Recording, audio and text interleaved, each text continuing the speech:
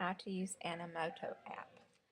First, want to go to the iTunes store and get or the App Store and get your Animoto app. It looks like this one right here. In the case of mine, it has pulled up some that I've already done, but for our purposes, for you're going today, you're going to do what's called creating. Click on the Create button up here in the corner. And when you do that, it's going to allow you to pick things to use, either pictures or video. So you'll need to have already saved them to your camera roll if you're, depending on what you're planning to make the video about.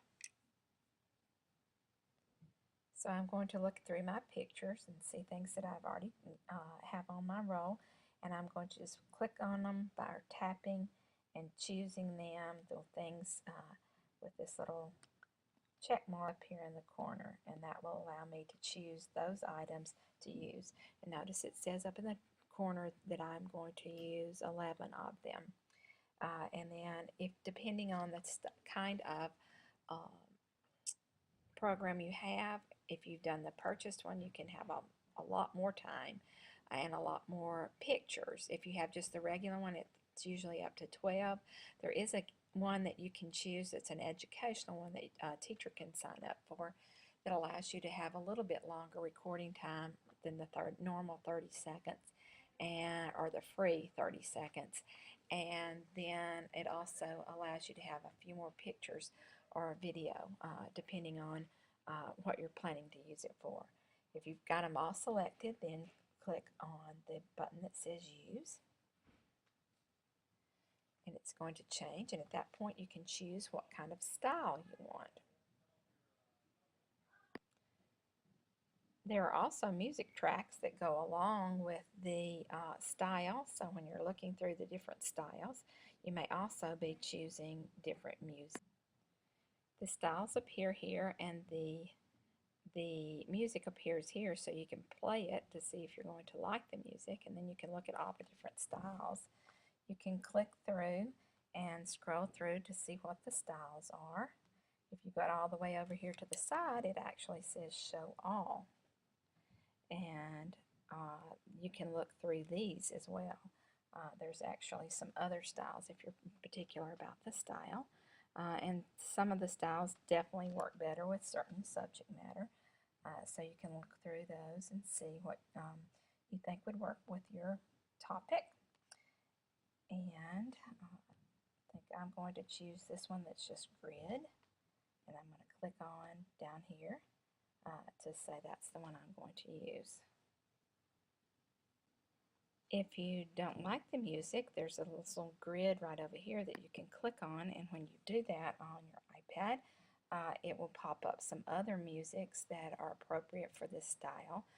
Some of them are paid music, where you'd have to a particular thing that was more expensive particular plan, or you can add music from your device if you have something that you want to play as well, if you already have it on your device. If you don't want that, you can collapse that back and then just go on to Next. When you go to Next on your iPad, notice it calls it Donna's Video, and it gives the date that I'm creating this on. And so you can look and see what you want to do with that. You can open it up by clicking on those little lines there, and it shows you the pictures that I have selected. You can reorder those if you think, okay, I don't really want them in that order. I want to make them different. Or if I want to go back and add more, I can do that by hitting Style and then Back. If I want to go back and add something else. If I want to add text, I can click this to do a text slide. Type in whatever you would like for the slide to say, and then save it. And then so you've got a slide there. And it may be that you want that at the end. It may be that you want it at the beginning. And again, remember that you can reorder the slides. I'm going to reorder my slides so I don't have two maps so close together. And I'm going to move this one on up here because I want it in the middle of the other memorials. And I'm going to move one map right up here at the beginning. And then I like this one maybe for my last slide. And if I want to put text on a slide, like if I'm going to actually tell what the particular item is, I can choose to enter a caption, type in the words that you want to use, and then press done. And when you do that, and press done again, when you do that, if you'll look back, it shows you not only does it show the picture of the White House, but it has this caption. It doesn't come in exactly like it's pictured here, just like this one won't come in like it's pictured, but when you get ready to record, then you can come here and you're going to click on the word preview. It takes a few seconds to generate the preview, but you would want to preview it because you don't want to just automatically save it, because you might want to go back and make changes. You can make changes after it's saved. It's a little bit easier if you choose to do it before it's actually saved. And you can see it's beginning what our video looks like, and we're getting a little preview. You can see how the word White House was put in there. And this is particular the way that it's done. It's changing that around because it's the grid platform that I chose to use. And that's a preview of my slideshow. If I like the way it looks, I'm pleased with what it did, then I can go up and choose Save Video. And when I save the video, it actually produces it for me.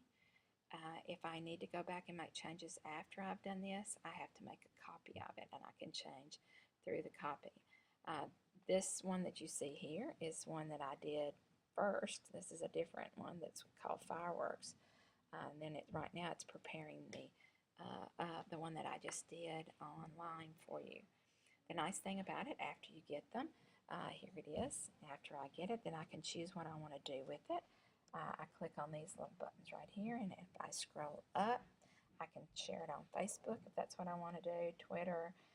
Most likely what you would do for the classroom is that you're going to send it via email, and your student can email it to you so you can check out their work. Thanks for watching this video on Animoto.